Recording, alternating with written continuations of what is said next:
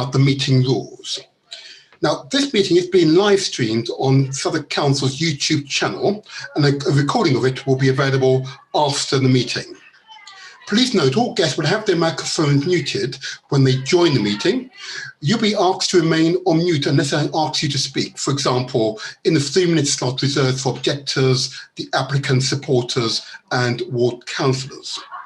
Now, please do not switch your microphone on until I've given you permission to speak. Attendees who are using the telephone dialing function on the smartphone are also muted. And if I ask you to speak, please dial *6 to unmute yourself. To ensure this virtual meeting is run smoothly, only one individual will be allowed to speak at any one time. Any person speaking must be permitted to finish what they're saying without interruption. And if I request that an individual stop speaking, they should do so immediately. Interruption may result in you being disconnected from the meeting. If a member of the committee wishes to speak, could I ask them to indicate this via the raise hand symbol or in the message board? Members of the public are reminded that the message board is not for public use. Any messages left on the message board by members of the public will be disregarded by committee members. Bearing in mind that this meeting is being live streamed and that the recording will be available on the Council YouTube channel, if you are planning to speak, you may choose to switch your camera off so that your voice will be heard. Members of the public who are disconnected from the meeting due to technical difficulties should use the link or dialing instructions they were sent initially to return to the meeting. Members of the public are welcome to record, screenshot, or tweet the public proceedings of this meeting. A copy of the Council's protocol for reporting and filming is available on the Council's website.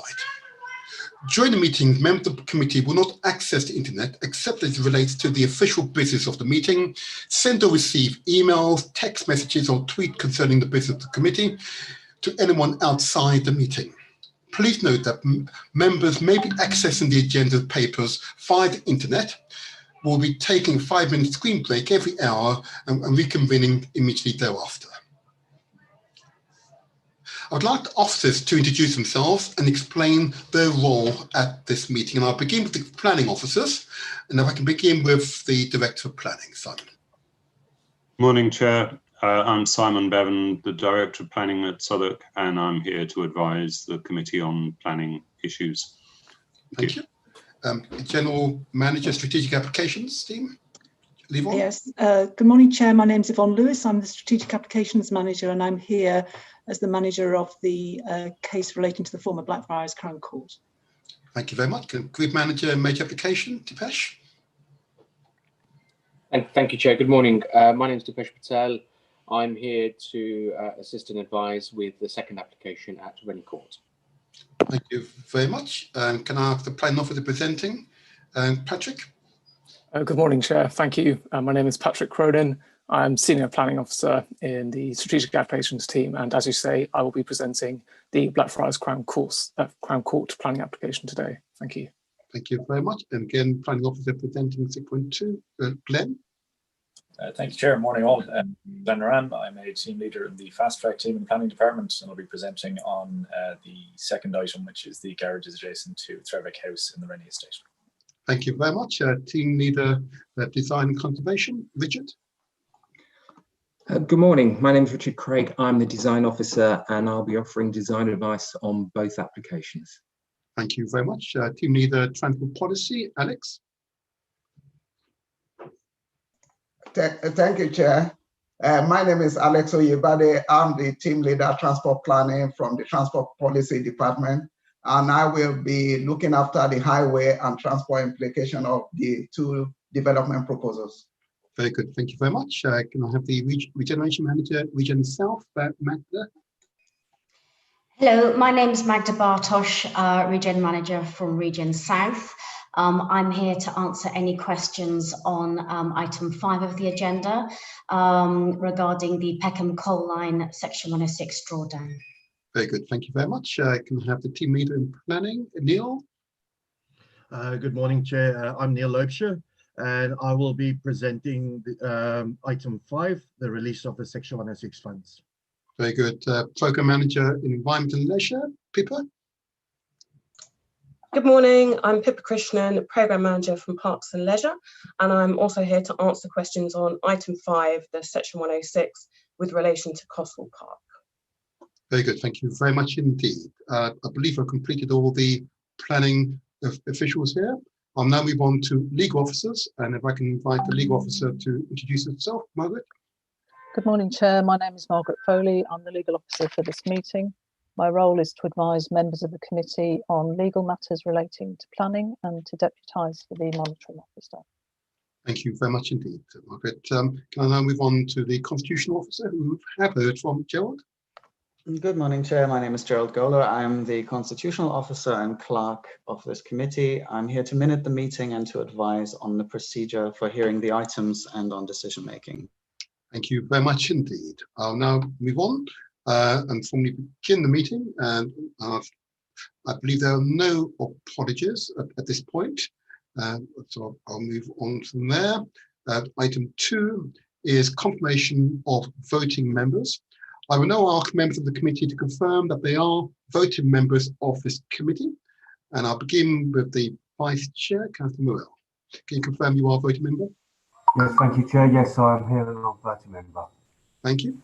Councillor Livingstone, can you confirm you are a voting member? Thank you, Chair. Yes, I'm here as a voting member of the committee. Thank you. Councillor O'Brien, can you confirm you are a voting member? Voting member, Chair. Thank you very much. Councillor Soane, can you confirm you are a voting member? Yes, Chair, I'm a voting member. Thank you. Thank you very much. Councillor Whitehead, can you confirm you are a voting member? Yes, I'm a voting member, Chair. Thank you very much. Councillor Whittam, can you confirm you are a voting member? Yes, Chair, I'm a voting member. Very good. Thank you. Councillor Williams, can you confirm you are a voting member? Thank you, Chair. I am a voting member. And I am Councillor Martin Seaton, and I can confirm I'm also a voting member. I'm sorry about the background sound, but there you go. Living in urban London. Thank you. I'll now move on to item 3, and this is a notification of any item of business which the Chair seems urgent. The following documents have been circulated before the meeting, and members can confirm that you've received the supplemental agenda 1 containing the members' pack and the addendum report relating to items 6.1 and 6.2. Can members confirm you've received those documents? Yes, Chair. Yes, Chair. Very good. Okay, thank you very much. I'll now move on to item 4, disclosure of interest and dispensation. Does any member wish to declare any interest in dispensation in respect of any item issued to be discussed at this meeting? Are there any declarations? No, Chair. Very good. Thank you very much. In that case, then I'll go to item 5.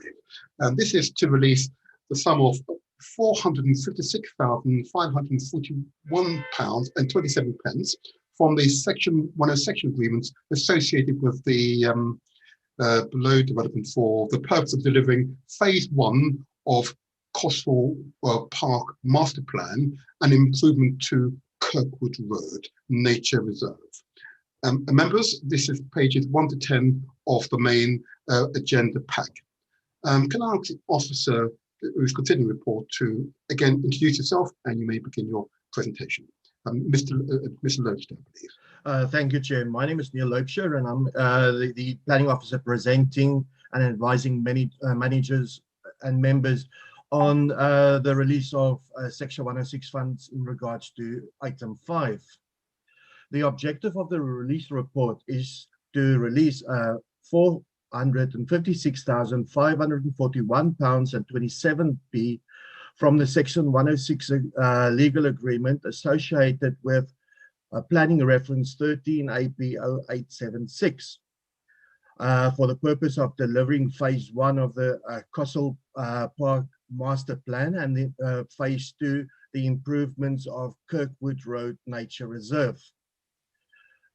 The full amount is secured from a single legal agreement at the Wooddean development. This development is bounded by Queen's Road, Meeting House Lane and Carlton Grove in SE15. The project is in and the funding is from the Nunnate and Queen's Road ward. Just to give you some background, the Parks program has been developed to deliver a network of high quality parks and open spaces that would benefit all, providing community resources that meet the needs of local neighborhoods and provides parks that are safer, more accessible, coherent, and easy to maintain and enhance the aesthetic appeal of the area. Both proposals, the proposals consist of 2 projects. If we look at the first project, which would be the Castle Park Master Plan Phase 1, this would be managed by the Environment and Leisure team, which sits within the Chief Executive's office. The aim is to deliver and extend the park through opening up a fenced-off derelict area and a transformation into a welcoming space. It will have an educational value for local children, reconfigure and improve the entrances on Wood Road, Harpers Road, and Gordon Road, and will create a more welcoming feel and discouraging fly tipping, which is currently happening on the site. New bike racks will encourage sustainable mode of transport. Improvements to the ball court sports and gym facilities will encourage a healthy lifestyle. The funding is secured from the Mayor of London's Greener City funding and Section 106. The breakdown of the funding can be seen on page 2 of this report. If we go to project 2, this would be the Bidwell Street phase of the Peckham Coal Line. This would be managed by the Regen South team, which also sits with the Chief Exec's department. The Peckham Coal Line is a community-led initiative with an ambition to connect Peckham's neighborhoods with a new linear park between Queen's Road, Peckham and Rye Lane. This will transform walking, cycling connections around Peckham, reaching busy roads and creating a more direct line between the 2 high streets. Funding for this project secured through the GLA Good Growth Development Fund, Southwark Council's Cleaner, Greener, Safer Fund, and then the Section 106 legal agreement. The breakdown of the funding can be seen on page 3 of this report. In regards to consultation, since the Castle Park Master Plan project inceptions, officers have been working closely with the Friends of Castle Park and Kirkwood Nature Reserve. The Castle Park Master Plan has undergone 3 public consultations. The Peckham Coal Line is a community-led initiative, and this project has gained a huge amount of local support via numerous outreach and consultation events. We respectfully ask that the amount of £456,000 would be released to fund this project. Thank you, Chair.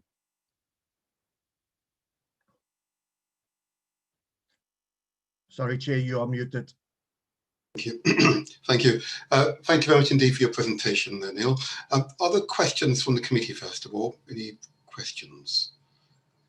Any questions? Councillor Whitehead. Thank you, Chair. I was just, in relation to the Castle Park Master Plan, seeking to understand a bit more about what phase 1 entails. So what will the budget that's being released here go towards? And I guess as a second question, I'm aware that the briefing refers to how certain funding's already been approved in relation to other Section 106 agreements for this purpose. I was just wondering whether the budgets are approved previously, what those were intended to be used for, and whether the additional budget that's now being approved was always expected to be necessary to undertake this phase 1, or is this potentially a budget overrun? I'd be happy to answer that. Thank you. Who's that? Sorry, who's this? Could you introduce yourself, Pippa, again, sir? Yeah, so I'm Pippa Krishnan. I'm the Programme Manager from Parks and Leisure Department, and I was project managing this project for a while. Initially, there was Section 106 allocated specifically to open up a derelict area and actually make the park bigger. So that's the former Tuke school site that's being converted into a nature area. Originally, the project only envisioned a smaller phase 1, but then we were pleased to find that there was other Section 106 available, as we can only actually deliver about half of the master plan.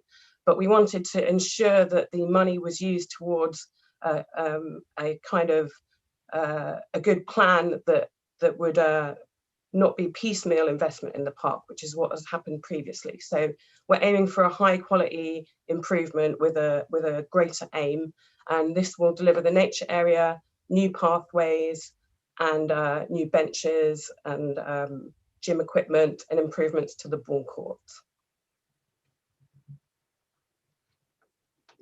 Councillor Whitehead. That's very helpful. Thanks, Chair. Very good.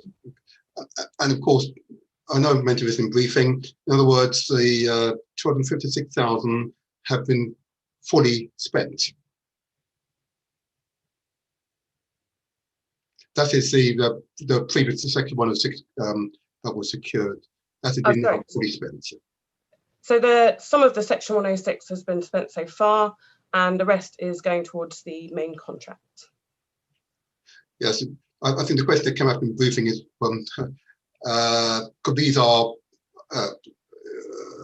estimates, we're trying to determine whether or not there's an underspend or an overspend. I'm not sure from your response if that has been fully spent, and at which point would you know if there's an underspend. Well, what we're keen to do, if there is an underspend, we use that money elsewhere. So again, to my question on the original Section 106 agreement, that is, we will know if it's underspent by what date, what year will we know this?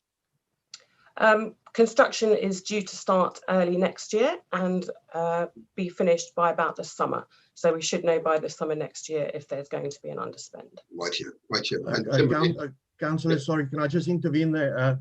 I've spoken with our capital finance team, and spending is, as previously mentioned, is done once a year. At the end of the financial year, funding is drawn down. And if there is an underspend, it would be reported to Cabinet in the capital funding report, and that's provided to the Cabinet every 4 months, and they report there on drawdowns, on funding, etc. All right, I think what I'll do, I'll take that matter up at another place, I think, just to resolve. Once we've given permission for spend for a specific purpose, if it's not being used for that purpose, we should be able to reallocate it elsewhere. But maybe that's one of these internal protocols we've yet to fully establish. That's fine. I see Councillor O'Brien, and once to take Councillor O'Brien, then I'll move to a motion. Councillor O'Brien. Thank you, Chair. I reiterate your concerns about the Section 106. If someone could just remind me, my understanding of Section 106 is a contribution to mitigate to local residents for the development. But I feel uncomfortable about the process, because I know in our area, in the north of the Borough and Bankside, London Bridge, West Bermondsey, St George's area, where we've had Section 106 to fund projects which are not mitigating in the local area. And I wonder who makes those decisions, and it all seems a bit opaque to me. I don't know if other members feel the same, that it's the governance of the money, I don't really have a handle on it. Understood. Maybe Neil might want to comment, otherwise, yes. Yes, I would like to. Chair, when an application is submitted, we negotiate with the developers during the process which funding is required. In this case, we did look at parks, we did look at greenest areas, safe areas, and the money that we are asking today to be released is specifically allocated for this type of use to mitigate this. And this was once we receive a report from our project managers, we then go to legal services to review this and give us a concurrent to see if the Section 106 obligation is satisfied by this proposal. And legal services checked what was proposed, and they double checked what the Section 106 legal agreement stated, and they were happy that this satisfied the legal agreement, this project that is proposed and it's presented to you. Indeed, I think I'd really referencing post-project and if there's an underspend and what happened with that underspend. But that's okay. As I said, I'll take this up. We'll take it up in using a different route, I think, just that we have an outturn report on Section 106 spend for the year. We'll then know if there is an underspend on what we've been allocated for Section 106, and the purposes that Neil just outlined have actually been fully used, and there is either a surplus or not. It's understanding what's been happening in the past that is useful, and that's still opaque at the moment. I agree, Councillor O'Brien, but we will seek clarification. I see Councillor Whitehead. I don't want to take this further. I said that I will take it up using another channel, and I'll report back to committee. If it's on the same matter, I'd prefer if it wasn't. If you've got a separate matter, I might take it. It is on that point, Chair, and as long as we can discuss it at a future committee, I'm fine with that. But certainly, I definitely will. All righty. In that case, if I may, I'd like to move forward to a resolution. So I'd like to move that we adopt the officer's recommendations set out in paragraph 1 of the report and page 1 of the agenda pack, that the Planning Committee approves the release of £456,571.27 of the Section 106 funding from the Wooddean development, application number 13AP0876, towards 2 projects: delivery of phase 1 of the Cossall Park Master Plan and delivery of improvements to Kirkwood Road Nature Reserve. Okay. Does any member of the committee wish to second that, please? I'm happy to second it. Well, lots of us, Chair. Okay, well, okay, I'll take Councillor Witcham. Okay, I heard her first. Now, I'll now call on voting members of the committee by name to ask them to confirm whether they vote in favour or against the motion or wish to abstain. I'll now begin with the Vice Chair, Councillor Morell. Are you for, against, or abstain the motion? Thank you, Chair. I'm for. Thank you very much. Councillor Livingstone, for, against, or abstain the motion? For, Chair. Thank you, Councillor O'Brien, for, against, or abstain the motion? For, Chair. Thank you, Councillor Stone, for, against, or abstain the motion? For, Chair. Thank you, Councillor Whitehead, for, against, or abstain the motion? For, Chair. Thank you, Councillor Whittam, for, against, or abstain the motion? For, Chair. Thank you, Councillor Williams, for, against, or abstain the motion? For, Chair. And I'm Councillor Martin Seaton, and I vote for the motion. The motion is carried unanimously.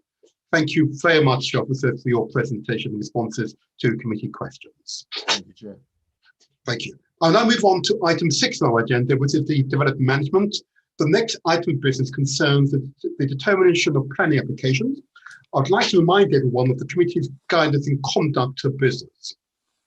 Officers will present the report, outline their recommendations, and answer questions raised by the committee.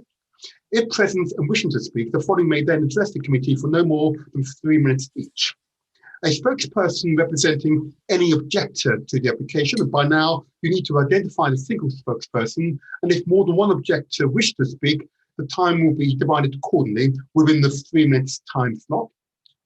Followed by the next presenter is the applicant or their agent, followed by a spokesperson representing any supporter of the application who live within 100 metres of the development site. And last but not least, a ward councillor representing area affected by the proposal.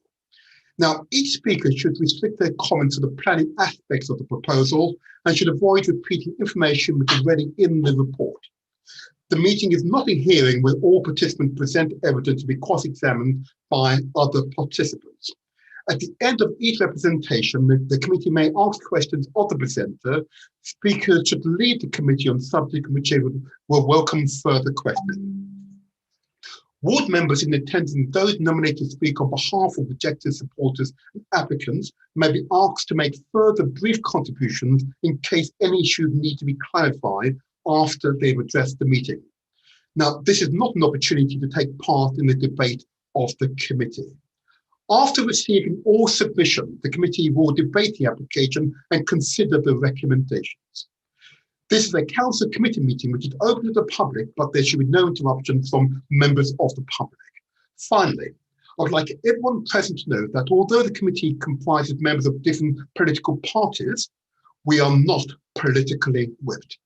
Our decisions are made in accordance with the council's planning policy and based upon the information contained in the relevant reports, together with the consultation responses and any verbal submissions made today. How we approach these applications is set out in the Development Management Report at item 6, and if members are happy to note the report, we'll move to considering the planning applications. Are you content, members? Yes, Chair. Very good, thank you very much indeed. In that case, now press on to item 6.1, which is the Blackfriars Crown Court, address 1 to 15 Pocock Street, London, SE1 0BT. And members, this is pages 16 to 208 of the main agenda pack and pages 1 to 6 of the addendum report. Can I ask the officer consider the report to introduce themselves and make your presentation? Thank you, Chair. Hello again, everybody. My name is Patrick Cronin, Planning Officer in the Strategic Applications team, and I'll be presenting today's presenting a report on the Blackfriars Crown Court application. Chair, would you like me to go through the addendum items first, or just? Yes, if you would. Yes. Please. Okay. So the addendum, which was published online and circulated to members yesterday, sets out a number of minor corrections and amendments to conditions. The first of these relates to consultation responses under paragraphs 4 and 5 of the addendum. Since the publication of the committee report, we have received further public representations. The figures given here are now out of date because we received a further 2 representations yesterday, one of which is the letter that members were sent independently from Living Bankside, but which is too late to be included in the addendum or in my presentation. So the total number of unique representations has risen from 37 to 39. Both of these late representations were in support. So in fact, there are 35 supportive comments, 1 neutral and 5 in, 33 supportive comments, 1 neutral and 5 in objection. The second point on the addendum under paragraph 6 relates to the floor space summary table given in the committee report. The agent has asked that I clarify that the measurements for the external spaces are simply surface area measurements, so shouldn't be described or treated as NIA. The figures in the tables are nevertheless correct for all internal spaces, so those are correctly referred to in GIA and they are the correct figures. Under paragraph 7 to 10 of the addendum are some clarifications to whether certain requirements will be secured by condition or section 106 obligation. There is also some additional text about heritage considerations. Paragraphs 11 to 14 deal with some of the section 106 matters that were unresolved at the time of the report, but which have now been concluded, most notably confirmation from TfL that a bus's contribution is not required. Paragraph 15 captures a correction.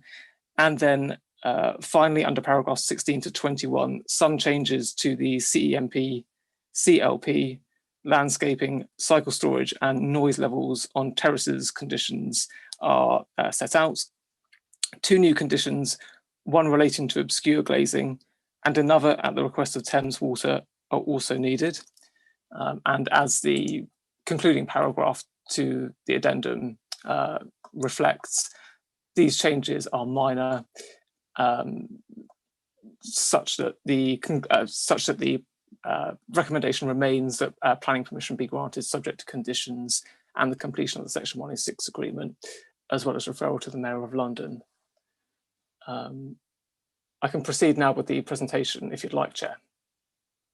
If you would please, thank you. Great. Okay, thank you.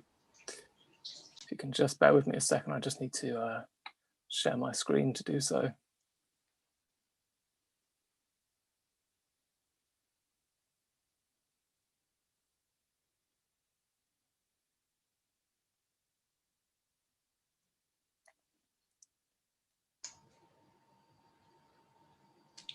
Well, let's hope the technology works for us this morning.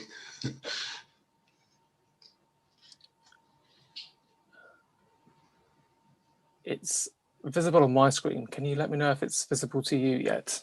No, we're not being shared yet at this point. Let me just try.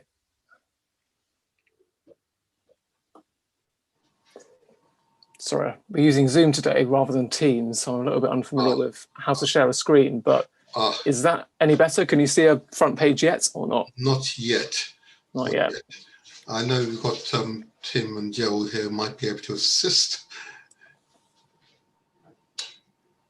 Patrick, have you got a great big green button at the bottom that says share screen? Yeah, I've gone through all of that. Here we go. It's happening now. There we are.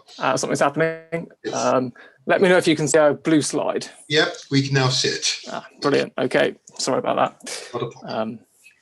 Okay, so planning application 20/AP/1537 seeks permission to redevelop the now vacant Blackfriars Crown Court to provide a 7-storey building with a shoulder line at 5th floor level, incorporating roof pavilions and 1 further storey of accommodation at basement level. As you can see here, the application site occupies the majority of a long rectangular island block. Just to help you get your bearings, the site lies south of the main commercial hub of Bankside, roughly equidistant between Blackfriars Road and Southwark Bridge Road. Opposite the site to the east and west are residential uses. To the north are commercial uses, and to the south are 2 student accommodation blocks. The site contains no listed buildings and is not within a conservation area. Here are some photos of the site. As you can see, the existing Crown Court building varies in height, but is low-rise for its context, standing at its maximum point to the equivalent of approximately 4 stories. The proposal is for the demolition of the majority of the existing building, leaving the basement, parts of the ground floor slab, and original printwork stair cores and perimeter walls in place, modifying these retained facades, and then extending upwards to provide 7 stories with pavilions at roof level. It would occupy the entirety of the site, but at ground floor level, a new generously sized publicly accessible route would cut through the building to create a pedestrian link between Lomond Street and Pocock Street. In terms of uses, the proposal would be office-led, providing a substantial quantum of new Grade A office floor space, of which 10% would be offered at an affordable rate. A number of complementary town centre uses are proposed, including a cafe, restaurant and cafe bar, together with generous new facilities for the community in the form of a roof-level pavilion and garden terrace, as well as an auditorium for events and meetings. These images give an impression of the architecture and detailed design of the building, showing the tiered concept where some stories project out and others step back. Finishing materials include dark green metal, brick and timber. As mentioned, at ground floor level, a new publicly accessible route would bisect the building. It is shown here edged in blue. The new route, which would be housed in a dramatic full-height atrium and include greenery and places to sit, would provide a pedestrian link from Pocock Street to Lomond Street, connecting northward via Risborough Street to Bankside beyond. For security reasons, the atrium would be closed from 8 PM Mondays to Saturdays and from 6 PM on Sundays. Framing the northern entrance to the central route would be the auditorium and the cafe, both of which would have return frontages onto Lomond Street. On the floor plan here, the pink coloration denotes the office floor space, which at certain points would present glazed frontages onto the central route. Delivery and servicing needs would be met on-site by an integral loading bay at ground floor level. The loading bay is shown on this plan in light blue in the top left-hand corner.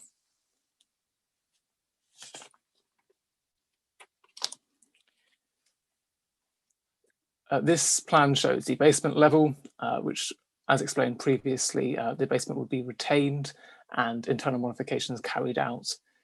Largely, it would be given over to plant and back of house.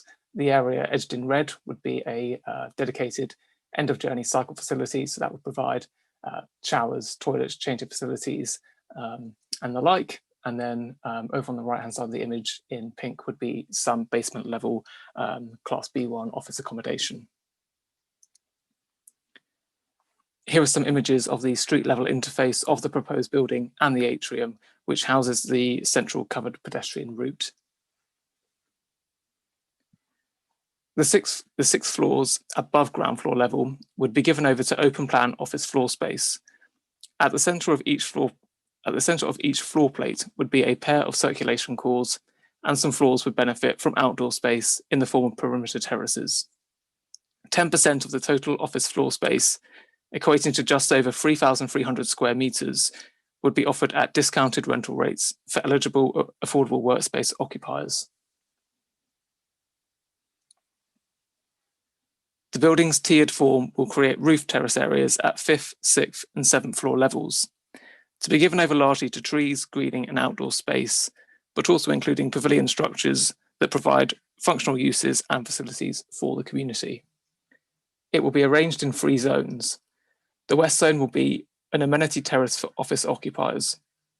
The central zone will have a cafe bar with ancillary terrace and a separate restaurant with ancillary terrace arranged around a central small pool. The east zone will be given over to a community pavilion and garden terrace. Here you can see visualizations of these rooftop facilities. The community pavilion and garden will together form a free to access public facility, the pavilion being a place for informal socializing and use by community groups, while the garden terrace would provide opportunities for gardening and recreation. The developer is to set up a non-profit organisation to manage and maintain the community pavilion and garden terrace for the lifetime of the development, possibly in partnership with another organisation. The pavilion and garden together form the main component of the community offer, with the auditorium and publicly accessible central route complementing it. Additional public benefits would be secured in the Section 106 agreement, including jobs and training for local people, as well as local public realm improvements. Additionally, the cafe bar and restaurant would both be available for use on weekday evenings and at the weekend. In response to public consultation, 40 members of the public have commented on the 39 members of the public have commented on the application. This is an up-to-date figure accounting for the recent representations received in the last few days. Of these representations, 33 are in support, 1 is neutral, and 5 are in objection. The objections focus on, firstly, why housing could not be delivered instead of the proposed office-led scheme. Secondly, the impact on the amenity of nearby residential occupiers, including daylight, sunlight, and noise. Thirdly, parking and traffic impacts, including increased pedestrian and vehicular flow in the vicinity. Next, the quality of design, asserting that the proposal is too tall and too dense. Other objections comment on the tiered design of the building failing to look in keeping. Finally, and this is not so much an objection but more a request, that the development provides jobs and training opportunities during construction and in the end use. Here I have set out the reasons given by the 33 representations of support. Generally, they welcome the economic, community and greening benefits of the scheme. Many of the comments praised the developer for their proactive consultation during the pre-application stage and how this significantly influenced the evolution of the building design. A number complemented the ambition and sustainability credentials of the design. In conclusion, the application would bring into productive and optimised reuse this currently vacant former Crown Court building. It would provide a complementary mixture of office, retail, dining and community uses that would support the role and vibrancy of the Central Activities Zone and the Borough and Bankside District Town Centre. It would provide a policy compliant level of affordable workspace suitable for new and small businesses. In design terms, the building is to be commended for its sustainable approach, retaining and incorporating as much of the original Printworks building as possible, and introducing a new steel and CLT frame to provide the additional stories. The proposal is of a high standard of architecture and urban design and would be a significant improvement in the local townscape, while also preserving the character and appearance of nearby conservation areas and listed buildings. It is recognised that there would be a substantial impact upon the daylight and sunlight enjoyed by some of the residential occupiers of the surrounding buildings. On balance, while recognising the impacts, it is concluded that the merits of the scheme and the context within which it would sit would not justify the refusal of planning permission. In line with the requirements of the NPPF, the Council has applied the presumption in favour of sustainable development. The proposal would accord with sustainable principles and make efficient use of a prominent vacant site to deliver a high quality development that is in accordance with the Council's aspirations for the area. It is therefore recommended that members grant permission, subject to conditions as set out in the attached draft decision notice, referral to the Greater London Authority, and the timely completion of a Section 106 agreement. Thank you. Thank you very much indeed. Can I just first of all invite colleagues to indicate if they wish to speak? And you must forgive me, I'm not seeing everyone at the moment. Oh, there you are. Thank you. Who wishes to ask a question? Could you put your digital hands up, please, as it were? If there are no questions, I'm happy with that also. There were no questions. Oh, welcome to it. Councillor Whitehead. Spoke too soon, Chair. There you go. I was mainly, so thank you for the presentation, and also the report is very clear and that's very useful. I just wanted to explore a bit more the sunlight and daylight issues associated with the adjacent properties, particularly Moonraker Point and 61A Great Suffolk Street, where there's highlighted to be a total of 157 windows, I believe. I'm not sure whether that means properties or just windows, 40% or plus substantial adverse impact. I was wondering if you expand on why you think that is appropriate in the circumstances, and maybe also to give some context to that, whether there are equivalent, and you may not know the answer to this, but whether there are equivalent applications that have been made in other areas of the borough which have similar effects. Patrick. Yes, thanks very much. So Moonraker Point and 61A Great Suffolk Street are a pair of student housing blocks, and they're directly opposite the site, on the southern side of the site. Obviously, the applicant has supplied a daylight and sunlight report that assesses daylight impacts and sunlight impacts. So you might have noticed as well in the officer's report, there's a couple of diagrams that show those windows that would be substantially adversely impacted. And as the report sets out, we advise that weight is given to the impact on these windows. There's 157 in total that would experience this substantial adverse impact. Obviously, these buildings are student accommodation, so they're being used during term time, not all year round,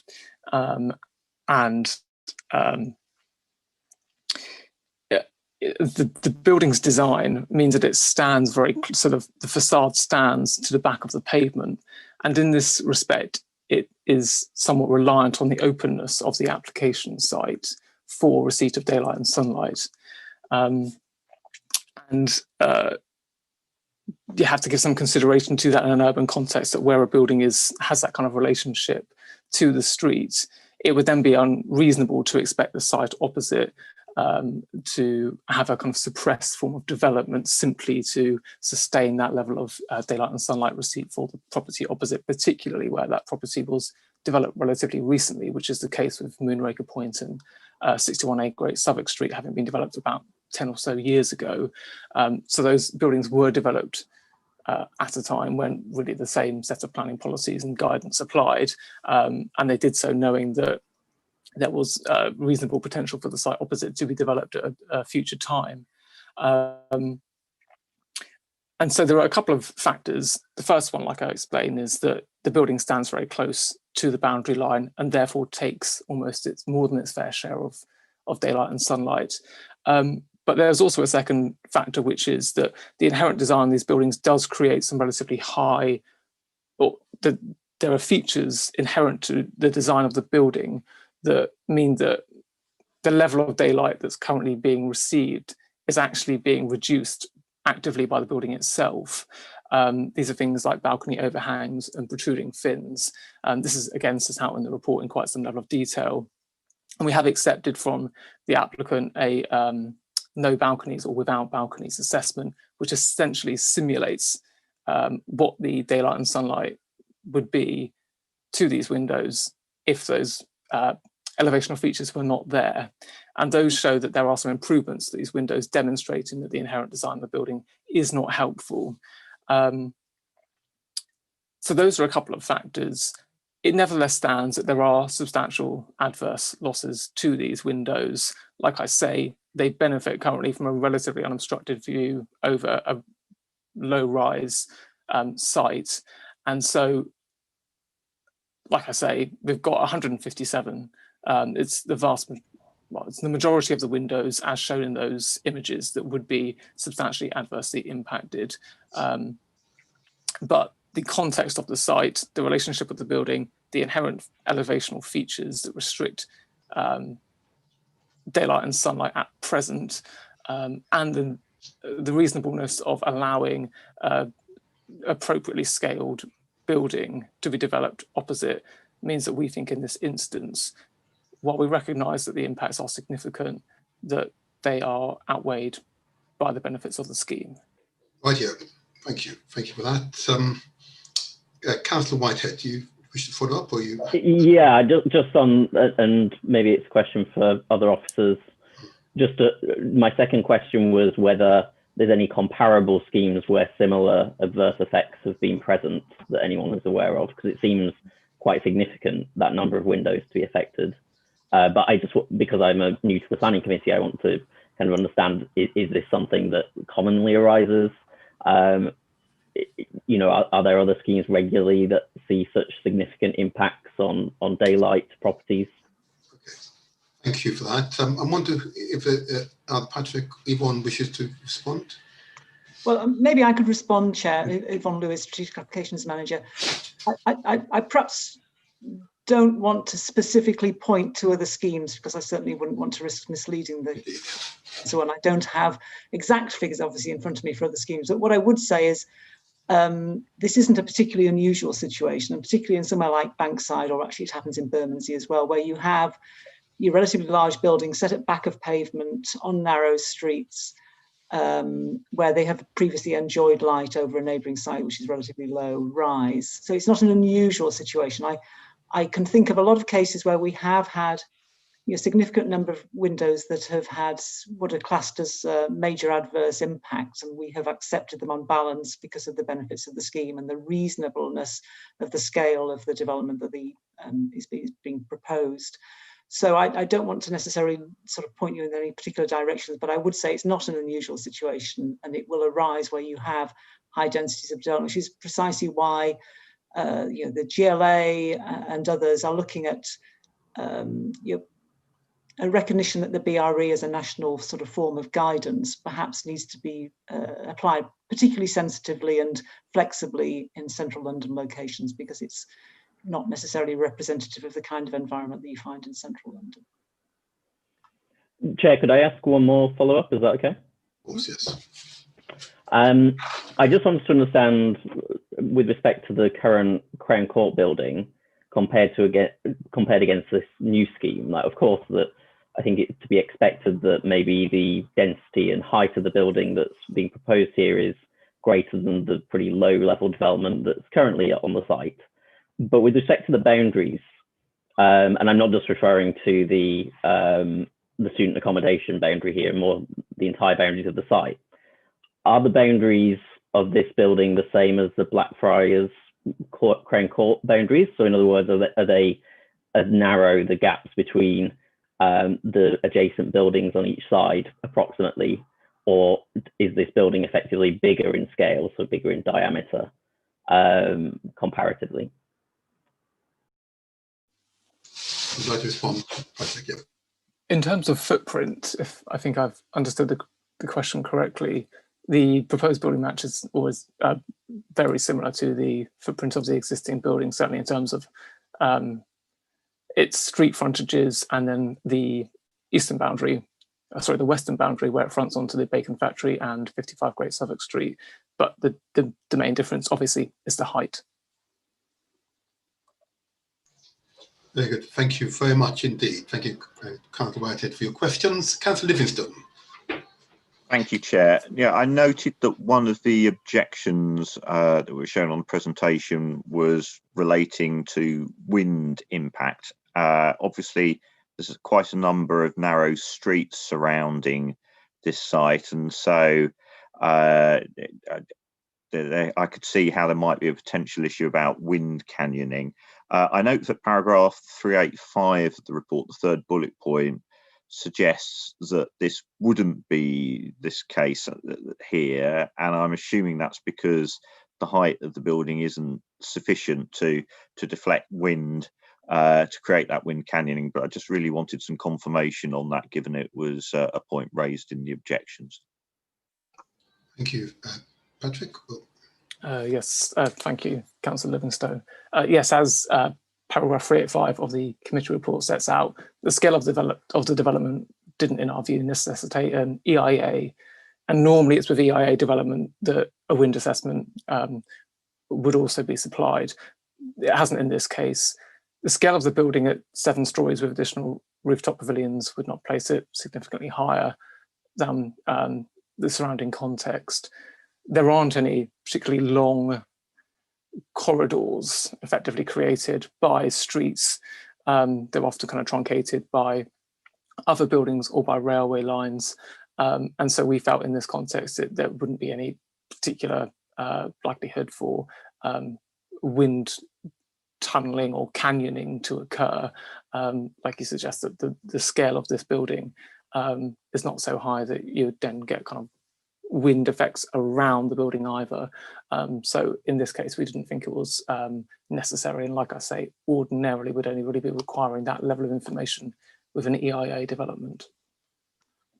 Could I add something, Chair, which is just that wind effects are normally most pronounced where you have either a very high building or a building that's very sheer and smooth. And here we have a very, as you've seen from the images, a very broken facade, quite complex and quite textural. And they tend to be the buildings which kind of sort of hold the wind in the sense that they break the fast flow of the wind currents. So they tend to be buildings which don't cause too many problems. Thank you.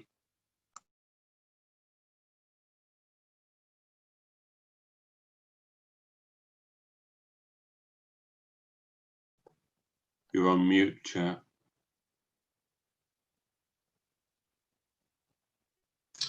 Talking to myself, and thank you, officers, for responding to members' questions. I'll now move on to objectors, and if I may, in regards to objections, that I note that I have here a Clive Nicol and Fabry. Sorry, Chair, those are the applicants. There's no objectors. Oh, so right. Named objectors in that case, if I may? There aren't any registered. Oh, that's why. I see. And can I just confirm with you, Gerald, that there are no objectors in the room that wishes to speak? I don't believe so, no, because they wouldn't have received the link to the meeting.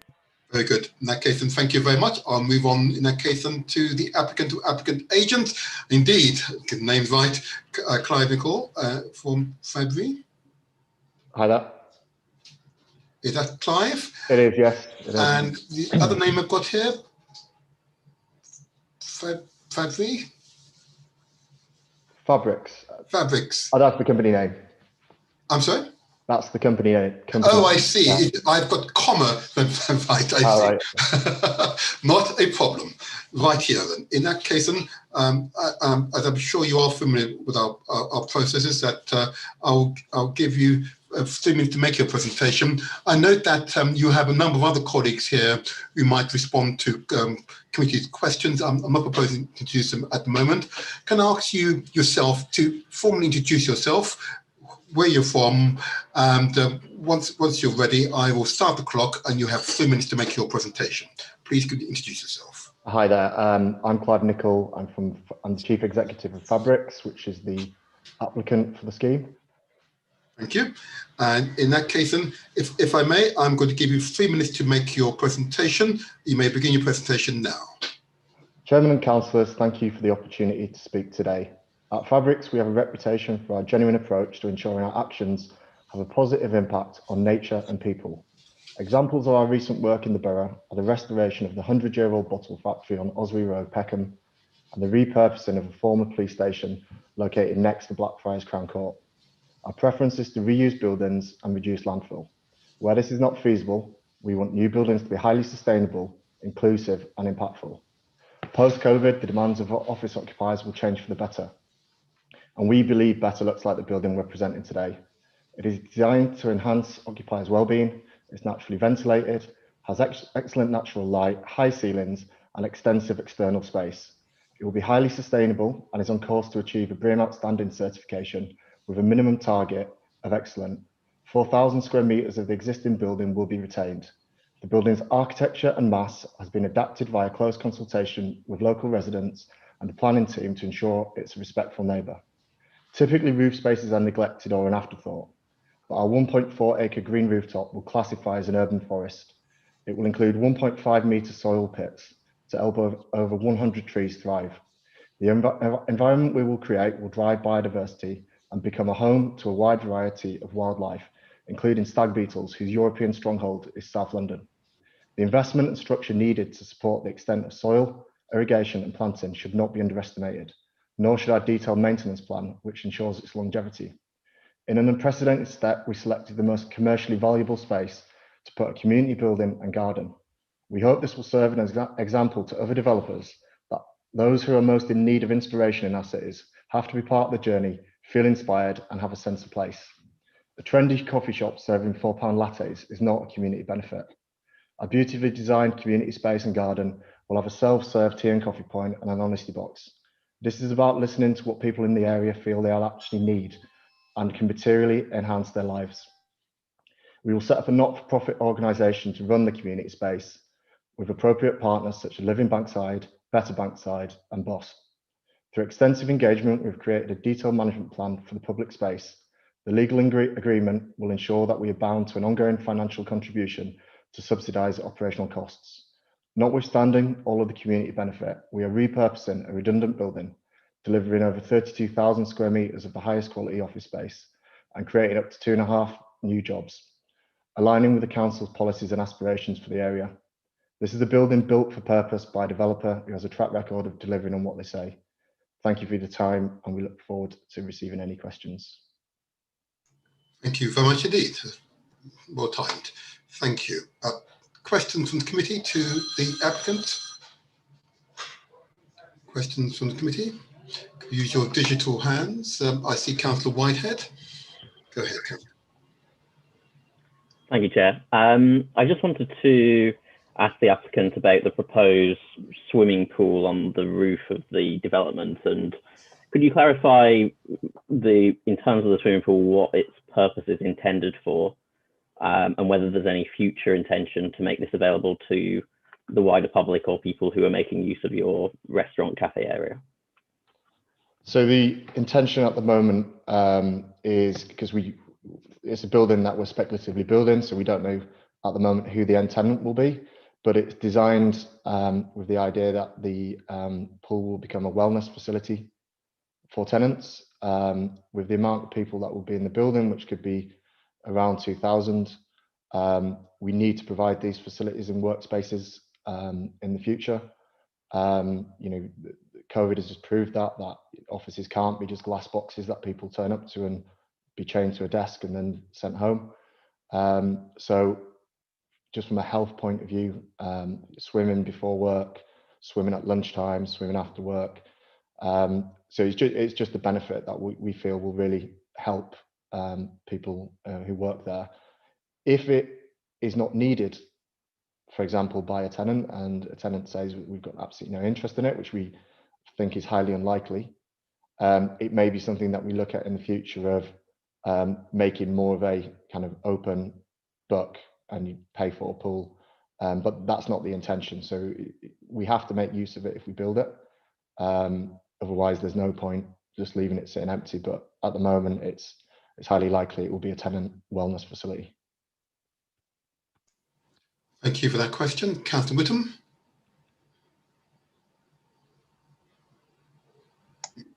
Yeah, I'm very interested in your stag beetle claims. How are you going to encourage stag beetles to make their home on top of this building?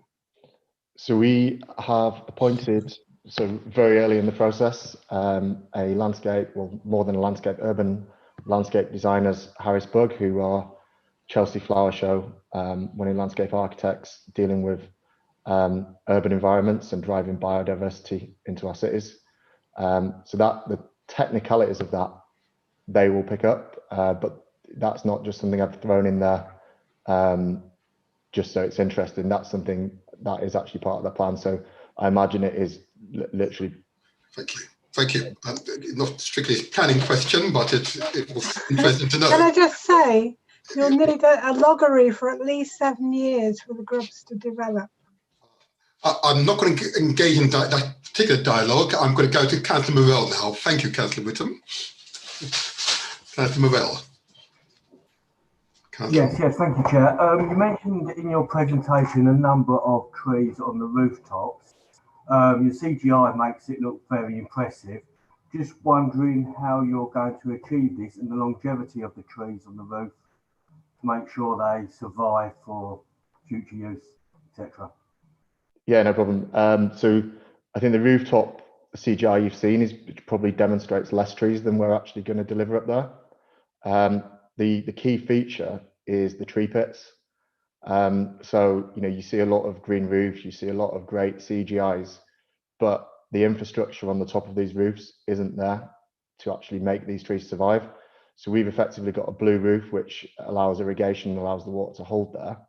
Also, the structure of the building is designed to hold 1.5 metre tree pits. So wherever we've got tree concentration and the density of trees, then there will be tree pits. So rather than them sat in pots and they tend to die after 3 years, in the actual tree pits, they can live like they would in normal circumstances, and obviously put in places where from the sunlight point of view, it's beneficial for them, along with wind as well. Thank you. Councillor Whitehead is not there. No, my question's been answered. Thanks, Chair. Very good, very good. Are there further questions to the applicant? If not, thank you very much indeed for your presentation and responses to committee members' questions.